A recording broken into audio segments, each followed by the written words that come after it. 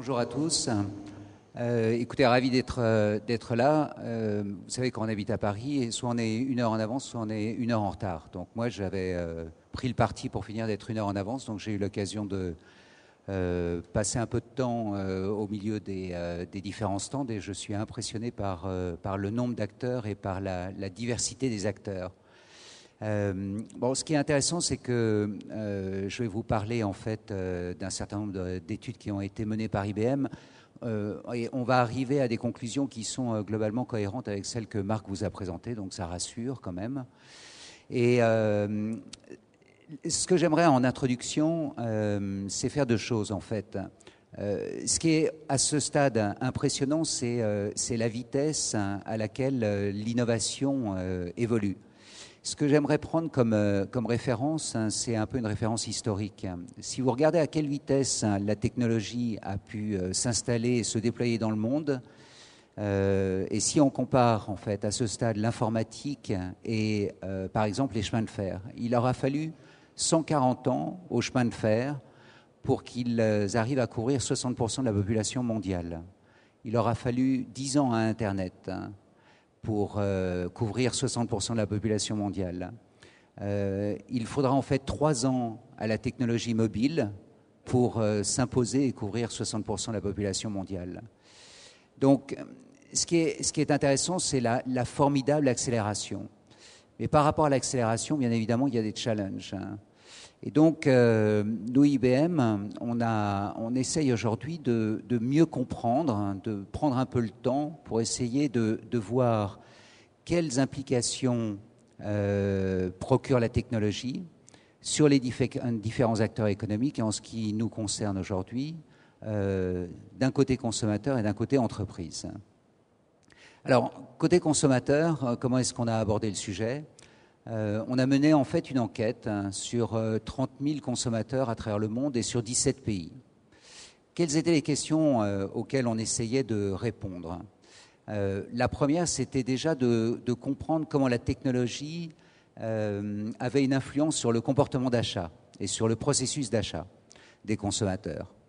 La deuxième, c'était essayer de comprendre si la diffusion de la technologie était globalement homogène, quelles que soient les générations. Et puis, une autre question, dans la mesure où on couvrait 17 pays, on a choisi un panel de pays qui était représentatif en fait, du développement économique et on a essayé de comprendre si un consommateur en Chine ou au Brésil était équipé, entre guillemets, et utilisait la technologie de la même façon qu'en France ou en Allemagne. Alors, par rapport à ces différentes questions, quelles ont été nos découvertes ou nos réponses ? La première, en ce qui concerne les générations, en fait, à ce stade, en tout cas en ce qui concerne la France, les deux catégories qui sont les plus équipées en matière de technologie dans leur comportement d'achat sont les générations X et Y, donc vous voyez en gros 25 à 47 ans. Par contre, quand on compare par rapport à l'année dernière, la génération 15-19 a quasiment multiplié par 2 l'utilisation de la technologie lorsqu'ils achètent quelque chose aujourd'hui. Alors, quand on dit multiplié par 2, quelle est en fait la référence ? La référence, c'est l'utilisation de au moins 2 technologies au moment de l'acte d'achat. Donc 2 technologies, ça peut être le mobile, Internet, un kiosque. Donc vous voyez, il n'y a pas de limite à la créativité humaine à ce stade.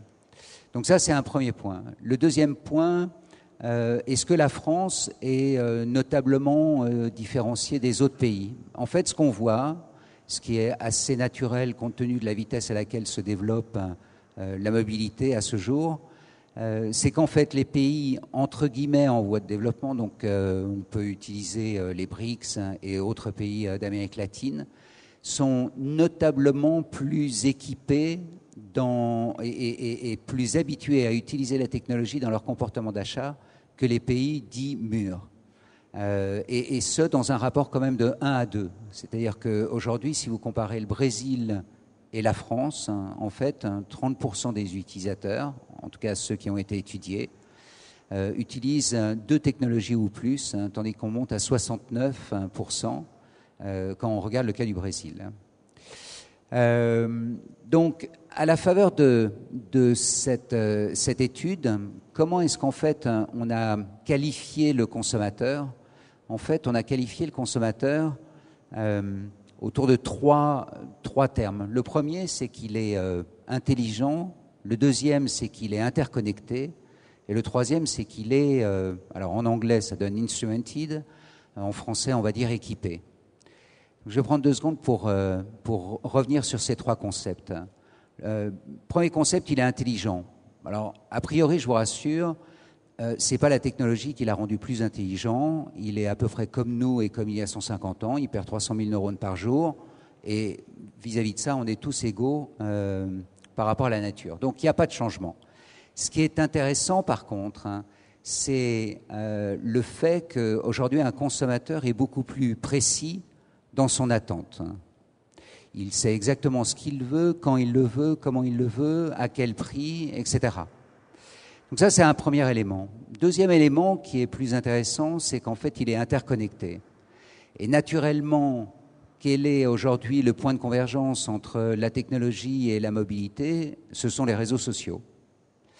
Maintenant, quand on regarde qu'est-ce qui influence aujourd'hui l'acte d'achat d'un consommateur, ce qui est intéressant et ce qui peut être aussi extrêmement challenging pour les entreprises, c'est que quand on interroge les consommateurs et qu'on leur demande quels sont en fait les acteurs aujourd'hui dans votre processus d'achat en qui vous avez le plus confiance, première réponse à hauteur de 45%, ma famille et mes proches.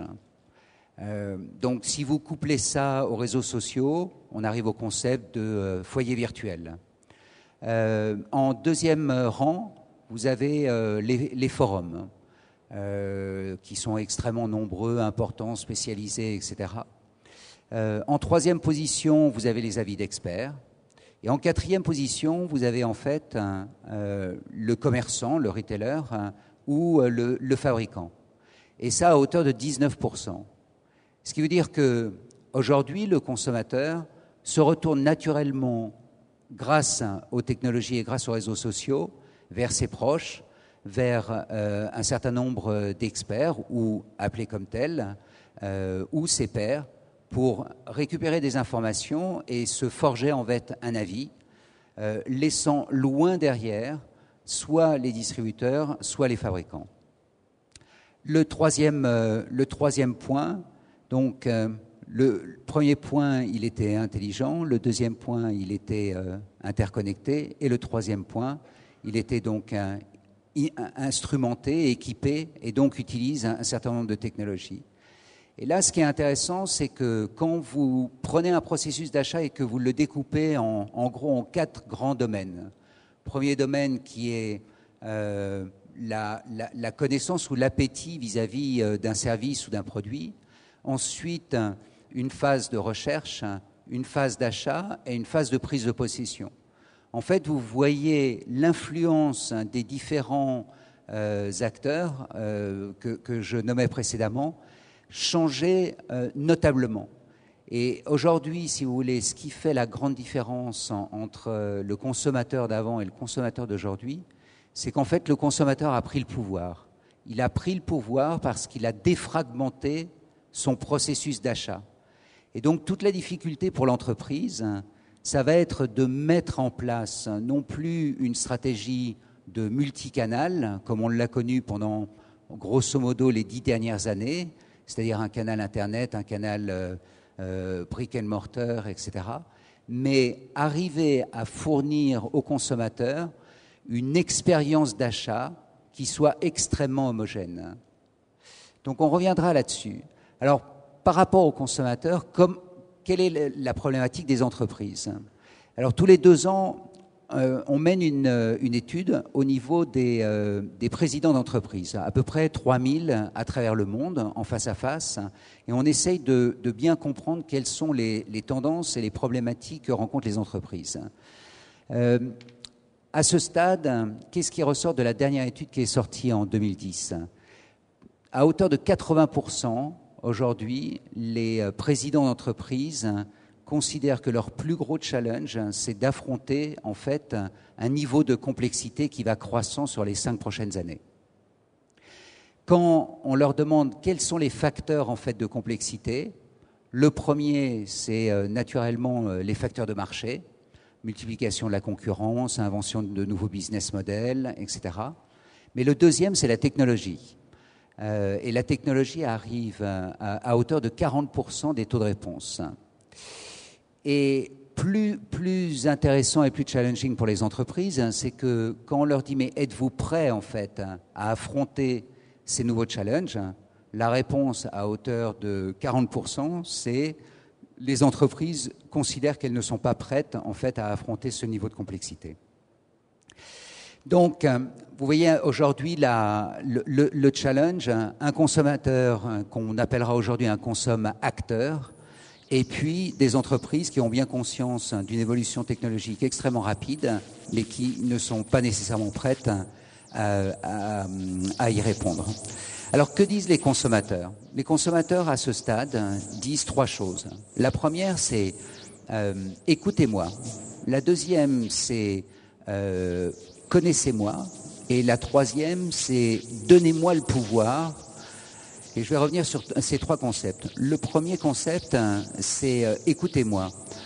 À partir du moment où les gens sont connectés, ça veut dire que les gens laissent un certain nombre d'empreintes sur le monde Internet. Alors, ça peut être des blogs, ça peut être des Twitter, ça peut être des sites Internet, des forums, etc. Ce qui est intéressant, c'est de bien se rendre compte.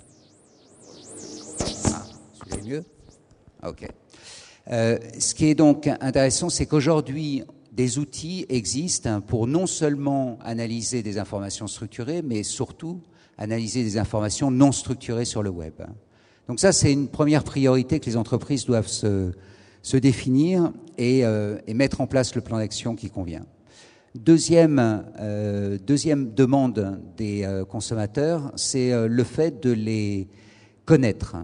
À partir du moment où vous les avez entendus, vous avez découvert plein de choses. Et les connaître, ça veut dire être capable d'identifier très clairement leurs besoins, de les identifier au moment où ils vont acheter quelque chose.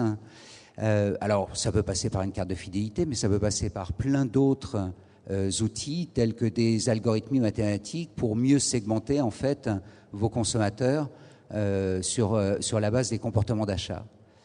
Ça, c'est aujourd'hui ce qui explique, dans certains cas, l'énorme succès de sociétés. Alors, on parle de Best Buy aujourd'hui aux États-Unis. On peut en parler d'autant plus facilement qu'ils ne sont pas présents en Europe continentale. Mais c'est aujourd'hui un de leurs fers de lance. C'est arriver à une segmentation basée sur des comportements d'achat qui leur permet d'affiner beaucoup plus précisément leurs offres, leurs services et leurs prix. Et puis, troisième chose, eh bien, les consommateurs demandent à ce qu'on leur donne le pouvoir. À la faveur des réseaux sociaux, en fait, on se rend compte que les consommateurs sont extrêmement ouverts à l'idée de participer à la recherche de l'entreprise, participer au design de l'entreprise. Et vous avez sûrement déjà à ce stade un certain nombre d'exemples en tête. Donc, vous voyez un peu les 3 conditions de réussite. Maintenant, quel est l'intérêt pour l'entreprise ? Ce qu'annoncent, ou en tout cas les consommateurs à ce stade, c'est que lorsqu'un distributeur ou un fabricant est capable de réunir ces 3 conditions, en fait, dans 37% des cas, les consommateurs se déclarent potentiellement comme un avocat. Alors, un avocat de la marque, un avocat du produit, un avocat du service. Et qu'est-ce que ça veut dire, un avocat ? C'est quelqu'un qui va en fait préconiser la marque, préconiser le produit ou le service. C'est quelqu'un qui va l'acheter et c'est quelqu'un aussi qui va être extrêmement loyal. Donc vous voyez un peu la problématique aujourd'hui à laquelle sont confrontées les entreprises. Donc, Monsieur Gossin. Oui. Ici. Ici. Pardon. Ici. Ici. Oui. À gauche. À gauche. Ici, sur l'estrade avec vous. Oui. Est-ce qu'on pourrait conclure ? Merci. Oui, tout à fait. Donc, en conclusion, il y a une façon de répondre à cette problématique. Et il y a 4 domaines qui vont interagir entre eux. La première partie, c'est la partie amont. Comment les entreprises vont être capables de remettre à plat leur supply chain. Deuxième partie, c'est le marketing. Comment personnaliser les offres. Troisième partie, le modèle de vente, Internet ou autre. Et les technologies ne manquent pas. Et quatrième partie, en fait, le service. Le cross-canal, c'est en fait une fabuleuse opportunité d'offrir des services beaucoup plus précis, mais aussi plus complexes pour l'entreprise. Et en fait, en conclusion, c'est tout l'objectif de l'initiative que nous avons lancée au niveau d'IBM sur Smart Commerce. C'est comment aider en fait les entreprises à répondre à ces 4 problématiques. Merci beaucoup. Merci.